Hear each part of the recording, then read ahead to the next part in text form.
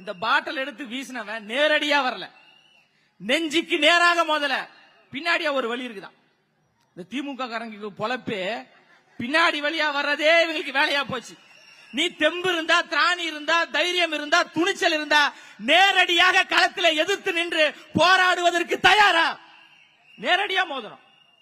அண்ணன் ஆதவர்ஜன் அவர்கள் என்ன கேட்டாரு? இந்த தொகுதியை, இந்த வில்லிவாக்கம் தொகுதியை, பின்தங்கிய மக்கள் அதிகமாக இருக்கக்கூடிய தொகுதியை, ஏழை எளிய பாமர மக்கள் அதிகமாக இருக்கக்கூடிய ஒரு தொகுதியை இத்தனை ஆண்டு காலம் மாறி மாறி ஆட்சி செய்த திமுகவும் அதிமுகவும் என்ன வளர்ச்சியை நீங்கள் கொடுத்தீர்கள் என்று கேள்வி கேட்கிறாரு. அதற்கு பதில் சொல்வதற்கு திமுகவுக்கு துப்பு கிடையாது.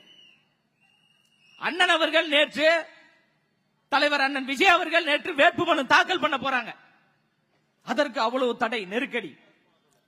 ஐயா ஸ்டாலின் அவர்கள் போனா 500 காவல்துறையினை நீங்க குவிக்கிறீங்க.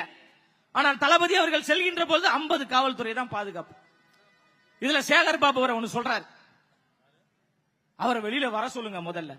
நேற்று தலைவர் தளபதி அவர்கள் வெளியே வந்தவுடன் சென்னையே ஸ்தம்பிக்கின்ற அளவிற்கு மக்கள் தன்னியல்பாக கூடினார்கள் என்றால்,